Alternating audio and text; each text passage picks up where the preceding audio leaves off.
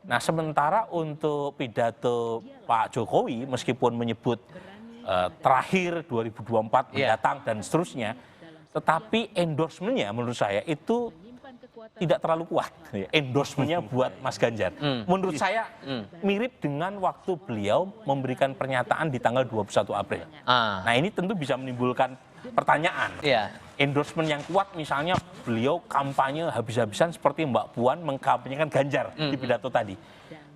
Tadi terlihat Pak Jokowi mengatakan menang, tetapi tidak spesifik menang buat siapa. Selamat berjuang untuk menang tadi diksinya begitu kan. Jadi itu kan bisa menimbulkan pertanyaan berkaitan dengan spekulasi yang muncul belakangan. Sekalipun sudah menyebutkan nama Ganjar Pranowo di awal. Betul, tetapi kan bagi sebagian kalangan mungkin bagi pendukung PD Perjuangan statement itu dianggap kurang kuat gitu ya. Mungkin ada yang berharap Pak Jokowi lebih memperbesar gitu ya tone-nya untuk mendukung seorang Ganjar, apalagi di tengah isu berkaitan dengan blessing seorang Jokowi yang diberikan bukan hanya ke Ganjar tapi juga Pak Prabowo Subianto. Jadi ini tentu akan memicu dugaan saya ini yang nanti akan menjadi bahan diskusi di media. Apakah pidato Pak Jokowi itu lebih dari cukup atau kurang untuk menegaskan dukungannya kepada Ganjar, calon presiden yang sudah ditetapkan oleh partainya. Karena jangan lupa Tisal, saat yang sama media kan mencatat tuh banyak sekali event yang mempertemukan Pak Jokowi dengan Pak Prabowo, termasuk dalam urusan yang nggak ada kaitannya dengan Kementerian Pertahanan. Misalnya peresmian rumah sakit, gitu kan?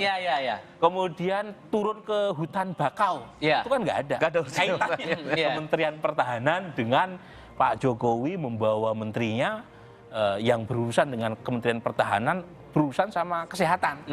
Mungkin ada ya pertahanan kesehatan, tetapi kan nggak langsung berkaitan rumah sakit kan. Nah, itu human security. Human security. Tapi itulah diskusi yang lagi-lagi menempatkan posisi Pak Jokowi di satu sisi adalah kader PD Perjuangan, tapi di sisi lain beliau adalah presiden yang mengayomi 7 partai pendukung pemerintahan yang mungkin punya kepentingan subjektif elektoral yang berbeda dengan PDI Perjuangan. Kalau Mas Angga punya perspektif lain tidak dengan pidato-pidato yang kita sudah simak, walaupun yang Anda bilang kejutannya adalah tidak ada kejutan, kemudian dikaitkan dengan pemilu 2024, sudah cukup kuat 3 posisi PDIP disampaikan dalam puncak bulan Bung Karno ini? Iya, saya mau merespon sedikit tadi penjelasan menarik dari Bung Burhanuddin. Ya, kalau kita ngelihat bahwa ada hal yang menarik bahwa Pak Jokowi selain sebagai kader partai PDI Perjuangan, tapi dia juga di pemerintahan beliau, itu juga ada partai-partai yang ikut mendukung, mengusung, dan Pak Prabowo Subianto menjadi salah satu menteri. Gitu.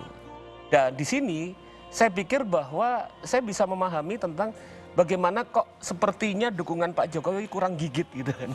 Di situ. Kurang gigit, kurang nendang. Dalam kondisi sepertinya Pak Jokowi juga sedang menghitung sekitar semacam stabilitas di dalam konteks pemerintahan beliau. Dan juga akan kita lihat apakah bisa jadi kalau langgam Pak Jokowi itu kan kira-kira pelan-pelan ya, bertahap-tahap. Artinya kalau kita lihat bahwa sekarang misalnya Pak Jokowi memberikan selamat berjuang gitu kan. Semoga menang gitu kan, tidak kuat. Tapi akan kita lihat misalnya pada momen berikutnya. Apakah lebih maju lagi misalnya Pak Jokowi dalam mendukung misalnya Pak Ganjar atau seperti apa, itu akan sangat menentukan.